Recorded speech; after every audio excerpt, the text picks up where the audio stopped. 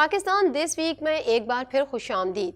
وزیر خزانہ اسحاق ڈار کا کہنا ہے کل سے بہت زیادہ بحث ہو رہی تھی، آج دو بدو بات کر لیتے ہیں۔ آج عمران نیازی کو آئینہ دکھاؤں گا۔ ملکی معیشت کا بیڑا تو نیازی صاحب غرق کر چکے تھے۔ اسلام آباد میں پریس کانفرنس کرتے ہوئے وزیر خزانہ اسحاق ڈار کا مزید کیا کہنا تھا، جانیں گے اس رپورٹ میں۔ وزیر خزانہ اسحاق ڈار کا کہنا ہے کہ کل سے بہت زیادہ بحث ہو رہی تھی، آج دو بدو بات کر لیتے ہیں۔ آج عمران نیازی کو آئینہ دکھاؤں گا۔ ملکی معیشت کا بیڑا تو نیازی صاحب غرق کر چکے تھے۔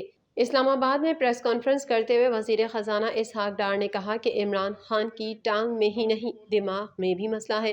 عمران خان کو لانے والے جنرل باجوہ نے بھی مان لیا کہ اگر عمران خان کی حکومت مزید رہتی تو پاکستان نہ رہتا۔ عمران خان حقائق سے ہٹ کر باتیں کرتے ہیں۔ پی ڈی ایم کا حکومت لینے کا فیصلہ قابل ستائش ہے۔ سب کہتے تھے حکومت لینے کی غلطی کی، خان کو چلنے دیتے۔ وزیر خزانہ نے کہا کہ ملک کی معاشی صورتحال خراب ضرور ہے، لیکن نہ ہم دیوالیہ ہوئے اور نہ ہوں گے۔ عمران خان جو کہتے ہیں کہ ملک دیوالیہ ہو چکا ہے، لیکن معیشت کا بیڑا غرق عمران خان نے کیا۔ اسحاق ڈار کا کہنا تھا کہ عمران خان کی خواہش ہے کہ ملک ڈیفالٹ کرے۔ عمران خان کو اپنے اقتدار کے سوا کچھ نظر نہیں آتا۔ ملک ڈیفالٹ ہونے کی سوچ رکھنے والے اپنے مفاد رکھتے ہیں۔ اتحادی حکومت نے سیاست پر ریاست کو ترجیح دی۔ اللہ کے فضل سے نہ دیوالیہ ہوئے نہ ہوں گے۔ عمران خان کے وزیر خزانہ ڈیفالٹ کی رٹ لگاتے ہیں۔ عمران خان اپنا ماضی کا ریکارڈ دیکھیں۔ وزیر خزانہ نے کہا کہ عمران خان کا طرز عمل انتہائی خود غرضانہ ہے۔ اللہ کے فضل سے پاکستان نہ ڈیفالٹ ہوا ہے نہ ہی ڈیفالٹ ہوگا۔ جو عمران خان کو لائے اور تحفظ دیا، آج وہ بھی غلطی مان رہے ہیں۔ اس وقت ہم 2018 میں شروع ہونے والی تباہی سے ہی گزر رہے ہیں۔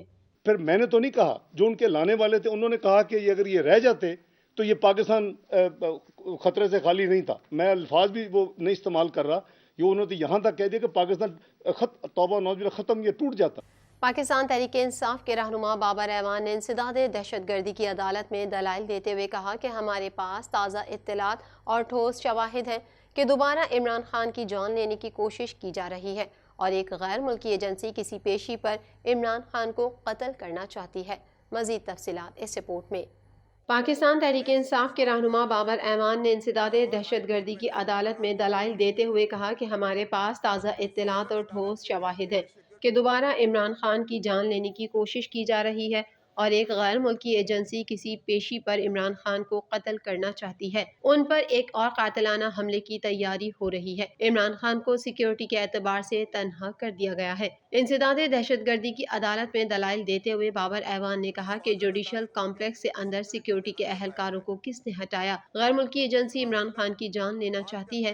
اطلاعات ہیں کہ عمران خان کو گھیر کر کچہری بلوا کر قتل کیا جائے گا۔ میری پریس کانفرنس میں کچھ لوگوں نے مذاق اڑایا۔ عمران خان نے بھی 2 بار دہرایا کہ ان پر حملہ ہوگا۔ وزیر آباد میں عمران خان پر حملہ ہوا۔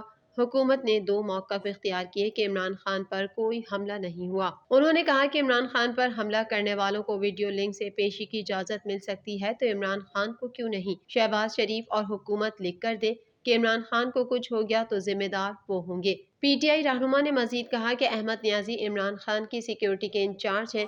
عمران خان کو پرسنل سیکیورٹی سے محروم کرنے کے لیے سیکیورٹی اسٹاف کے خلاف مقدمے کیے جا رہے ہیں۔ عمران خان پر اصرار کیا جا رہا ہے کہ وہ عدالت حاضر ہوں۔ یہ تمام پرچے اسلام آباد میں کیوں ہو رہے ہیں؟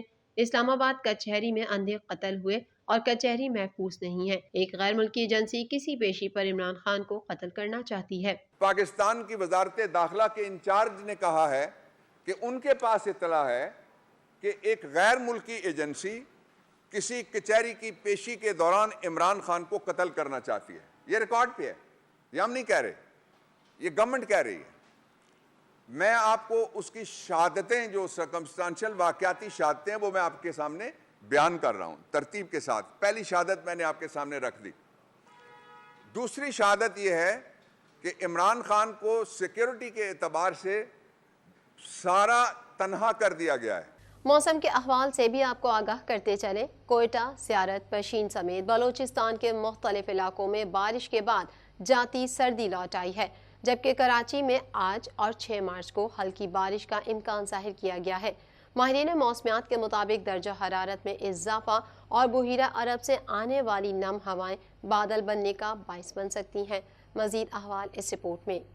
کوئٹہ زیارت پشین سمیت بلوچستان کے مختلف علاقوں میں بارش کے بعد جاتی سردی لوٹ آئی ہے، جبکہ کراچی میں آج اور 6 مارچ کو ہلکی بارش کا امکان ظاہر کیا گیا ہے۔ ماہرین موسمیات کے مطابق درجہ حرارت میں اضافہ اور بحیرہ عرب سے آنے والی نم ہوائیں بادل بننے کا باعث بن سکتی ہیں۔ محکمہ موسمیات کے مطابق ڑوب، زیارت، چمن، سبی اور خضدار سمیت صوبے کے 13 اضلاع میں آج بھی تیز ہوا اور گرج چمک کے ساتھ بارش کا امکان ہے۔ دوسری جانب کوئٹہ میں بارش کے بعد موسم ایک بار پھر سرد ہو گیا ہے۔ گلگت بلتستان کے ضلع استور میں 4 روز کے دوران 4 فٹ تک برف پڑ چکی ہے۔ رابطہ سڑکیں بند اور لوگ گھروں میں محصور ہو گئے ہیں۔ ضلع دیامر میں بھی شدید برف باری کے بعد درجہ حرارت نقطہ انجماد سے نیچے گر گیا۔ دوسری جانب چلہ شہر اور گرد و نواح میں بارش کا سلسلہ وقفے سے جاری ہے۔ واضح رہے کہ گزشتہ روز ڑوب، زیارت، چمن، سبی اور خضدار سمیت صوبے کے 13 اضلاع میں تیز ہوا اور گرج چمک کے ساتھ بارش ہوئی تھی۔ کاروباری دنیا سے بھی خبر شامل کر لیتے ہیں۔ یوٹیلیٹی سٹورز پر بھی مہنگائی کا طوفان، مختلف برانڈز نے اپنی اشیاء کی قیمتیں بڑھا دیں۔ یوٹیلیٹی سٹورز پر دودھ، چائے، کریم اور جوسز کی قیمتوں میں اضافہ کیا گیا ہے، جس کا نوٹیفیکیشن بھی جاری کر دیا گیا ہے۔ مزید جانیں گے اس رپورٹ میں۔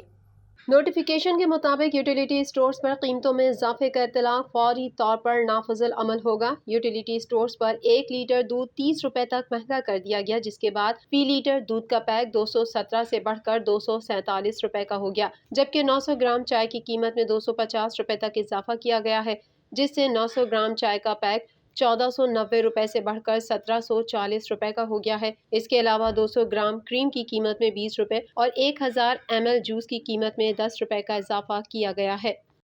پاکستان دس ویک میں فی الحال اتنا ہی۔ مزید خبروں کے ساتھ اگلے ہفتے پھر حاضر ہوں گے۔ جب تک کے لیے اپنی میزبان کو اجازت دیجیے۔ اللہ حافظ۔